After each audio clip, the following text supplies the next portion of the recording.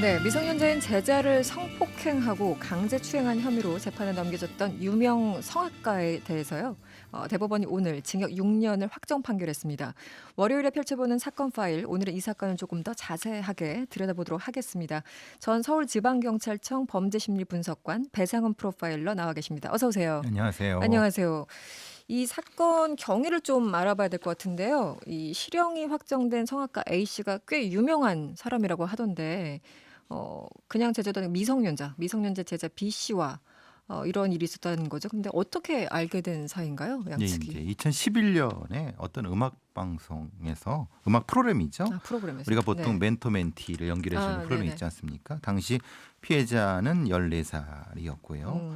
그러니까 그 어린- 당시에 이제 후원을 제의를 하게 되고 14살 예, 예. 제자. 네. 예, 그래서 이제 고등학교를 2013년도에 진학하면서 서울로 올라오게 되고 그 이제 이 성악가의 집에서 살게 되면서 네. 우리가 보통 이제 이걸 뭐 레슨을 받는다고 하나 뭐 이런 형태가 네, 되겠죠. 네, 네. 개인 레슨 형태가 될 것 같은데 네. 입주해서 한 형태가 예, 예. 입주해서요. 예전에 뭐 입주 과외 뭐 이런 것처럼 그렇죠. 그렇게 되는 이 거고. 학생이 어리고 하니까 이제 성악가 집에 아예 갔던 거군요. 그렇죠. 이게 2016년도까지 됐고 26년에 이 학생이 그 집을 나오게 되고 17년도에 이제 다른 쪽으로 뭐 공부를 떠나면서 근데 그 과정에서 이제 지인한테 이런 얘기를 하게 되면서 아. 부모가 고소하게 됐고 정확한 범죄명은 아동 청소년 성보호에 관한 법률 위계 등 가늠한 강제추행죄로 기소가 됐고 오늘 판결이 난 겁니다. 그러면 한 3년 얼마나 있었던 거죠? 그 집에는?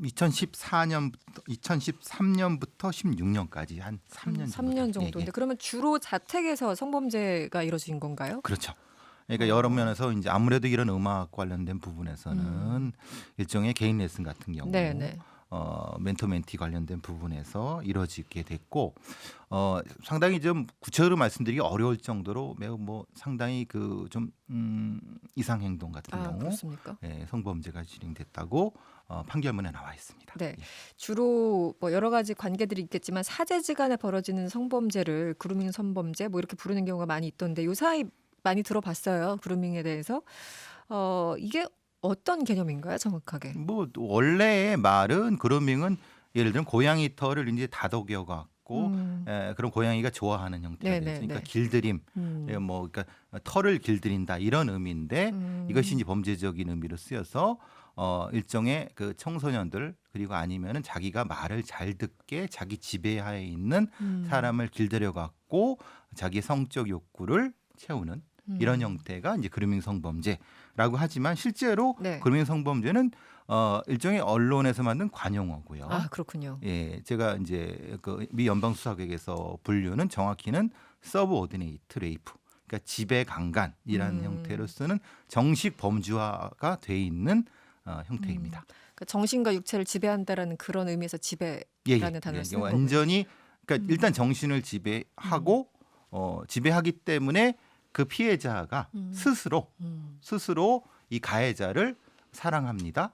아니면 뭐 자기와 뭐 성관계 이런 거를 요구하는 형식으로 거꾸로 되는 거죠. 오히려 반대로. 예, 그래서 네. 일기도 쓰고 그런 편지도 쓰고 아. 여러 가지 이걸 하기 때문에 실제로 재판이 들어가거나 네. 아니면 범죄를 입증하기가 굉장히 상당히 어렵겠네요. 어려운 부분입니다. 그거를 상당히 이용하는 아주 용의주도한 범죄자들이. 이 그루밍 성폭력 이게 뭐 좀 잘못 그 보도에 나오는 경우도 있다고 말씀하셨는데 어찌됐든 그 이 그루밍 성폭력이라는 보도를 제가 접할 때마다 느끼는 게 그렇다면 이 사람들은 처음부터 아예 작정을 하고 얘를 뭐 3년 뒤에 이렇게 나쁜 짓을 해야지 뭐 이렇게 하는 건가 아니면은 시간이 흐르다 보니까 그렇게 되는 건가 도대체 이 사람들의 심리가 어떤 건가요? 보통 그루밍 이제 서브오디네이트 레이피스트 같은 네. 지배 강간범들은 상습범이고 아, 그래요? 예, 이건 성적인 범죄자입니다. 말하자면은 성적인 일종의 중독된 범죄자입니다. 그러면은 그루밍 같은 경우는 한 명한테만 하지 않고 여러 명한테 예, 하는 예. 경우가 많아요? 예. 보통 이제 어떤 형태가 되면 매년 네. 예를 들면 뭐 가해자가 교사일 경우 네. 아니면 뭐 그런 형태가 되면은 매년 한두 사람 피해자가 계속 학년마다 나오는 거군요. 선정해서 그것이 10년이 갈 수도 있고 20년이 갈 수도 있고 이런 경우도 나타납니다. 그러니까 이건 대단히 상습적이고 대단히 지능적이고 잔혹한 범죄입니다. 장기간에 걸쳐서 정말 예, 예. 여러 사람에게 예. 그렇군요. 이 학교 내 성폭력도 있고 직장 내 뭐 성희롱 성폭력도 있습니다만 예술계 성폭력 이런 그 특징이 좀 다른가요? 어떻습니까? 일종의 도제 시스템이 아무래도 매우 심한 곳에서 음, 발생합니다. 음, 그러니까 그 사람한테 또는 그 어떤 뭐 대가는 아니라 할지라도 그걸 배우지 않고는 그 업계, 음. 그 어떤 영역에서 업계, 네, 네. 무엇인가를 못하고 만약에 그 사람의 말을 어긋났을 때 거기서 무엇인가를 할 수 없는 영역들이 네. 대부분 이런 심각한 그루밍 성폭력의 어. 피해가 대단히 크게 발생할 수 있습니다. 드라마 같은 거 보면 뭐 이쪽 판에서 발 못 붙이게 할 거야 이러면서 그 협박하는 사람들 왜 약간 뭐 그런 분위기입니까? 그렇죠. 근데 그런 사람들은 그런 협박 자체를 안 합니다. 아 그래요? 왜냐하면 아예 그렇게 저 사람이 이렇게 높다고 지배한다고 생각을 아예 피해자들이 하기 때문에 아, 굳이 그런 거를 협박을 하지 않아도 말을 할 필요가 스스로 어. 알아서. 이게 그래서 더 무서운 범죄네요. 그렇죠. 대부분 이 그루밍 성범죄 피해자들은 약한 고리가 있다라는 건데요. 지금 이 사건으로 돌아와서 성악가 A 씨는 범행 이후에도 피해자와 친밀한 관계를 유지한 점을 들면서 무죄를 주장을 했어요. 이게 성폭행범들이 자주 써먹는 얘기이기도 합니다. 그렇죠. 네. 스스로 이제 그런 거를 원하게 만드는 거죠. 이런 거죠. 뭐 그러니까 지금 이 범죄자 같은 경우도 네. 일단은 뭐 막 혼을 내 갖고 뭐 여러 구실을 내 갖고 내쫓습니다. 아 그 제자를. 예. 네. 집 나가라고 합니다. 그러면 자기가 배워야 되니까 어쩔 수 그러니까요. 없이 뭐 편지도 쓰고 사정도 하고 음. 제발 있게 해주십시오라고 하고 나서 성범죄를 저지릅니다. 음. 그러면은 이거를 법관들이 바라봤을 때, 네. 그걸 네가 알아서 들어왔잖아, 다시 들어왔잖아. 이렇게 되는 라고 거죠. 하니까 입증하기 어려운 이것을 계속 반복시키면서 증거 자체를 무력화시키고 그러면서 이 피해자들의 정신을 파괴하는 방식입니다. 파괴한다라는 표현이 딱 적합할 것 같네요. 네. 그런데 배상훈 프로파일러도 뭐 굉장히 이 분야에 오래 계셨잖아요. 그루밍 성범죄 사례들 많이 보셨을 것 같은데 혹시 기억나는 거 있으세요?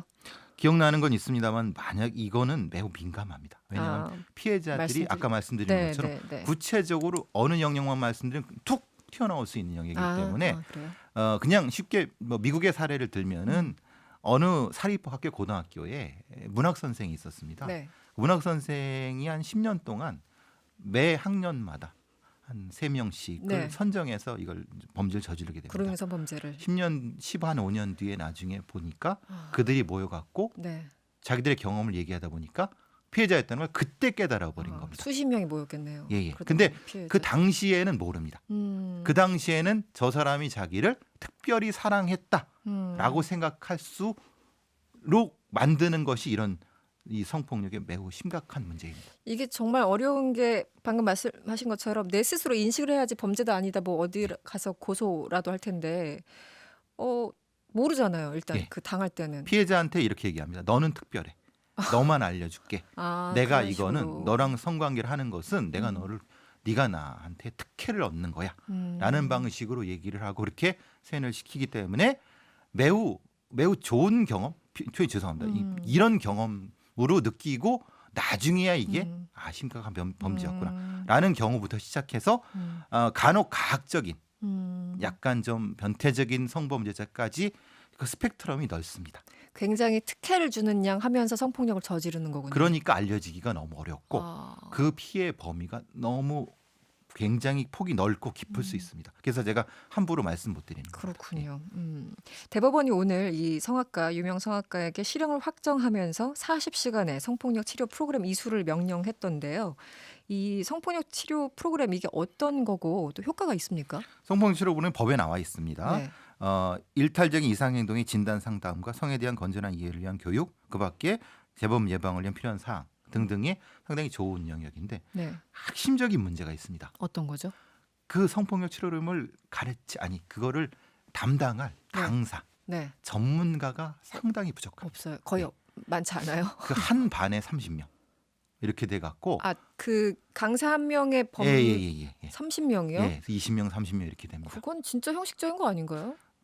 저는 그렇게 말씀드리지 않았습니다. 사실인데 뭐라거나. 저는 주장합니다. 예, 예. 형식적으로 보인다라고. 우리가 네. 보통 이제 왜 이런 성폭력 치료 프로그램이 단계별로 저는 나눠져야 된다고 봅니다.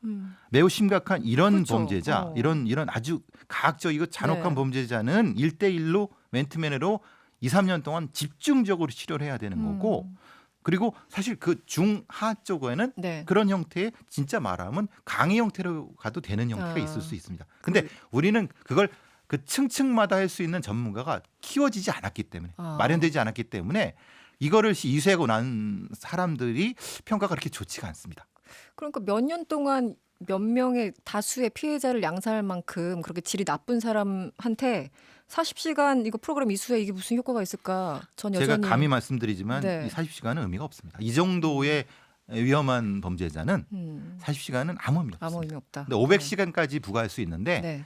저는 시간의 양이 중요한 게 아니라 질이 중요하다고 중요하다. 봅니다. 네. 그 배상훈 프로파일러 만날 때마다 우리나라에 필요한 게 참 많다는 생각을 듭니다. 이 문제 뭐 이런 문제가 한두 번 일어나는 게 아닌데 기본적으로 아이들을 보호할 수 있는 방법이 있습니까? 예. 아이들한테 성교육을 해야 되는데 실질적인 성교육을 해야 됩니다. 흔히 말하는 뭐 난자 정자 만나서 그런 쓰잘데없는 그런 네. 성교육은 네. 애들 다 압니다. 네. 네. 뭐냐면 인터넷에 폭력, 사회성, 이성을 만나서 이것이 사랑인지 아니면 폭력인지를 구분하는 실제적인 형태의 교육을 맞아요. 우리 학교에서 해야 됩니다. 특히 초등학교 아이들, 중학교 애들 하지 않으면 네. 이 범죄를 막을 수가 없어요. 왜냐하면 어떤 범죄자가 들어와서 이것이 내 너를 사랑하는 거야라고 하지만 성범죄인 거예요. 네, 네, 네. 이걸 구분할 수 있는 그걸 스스로 구분할 수 있는 걸 만들지 않고는 이 범죄는 예방될 수 없습니다. 네, 알겠습니다. 배상훈 프로파일러와 함께 오늘은 그루밍 성범죄에 대해서 알아봤습니다. 오늘 말씀 고맙습니다. 감사합니다. 여러분의 퇴근길을 꽉 채워드립니다. 평일 저녁 6시 5분 이승원의 세계는 그리고 우리는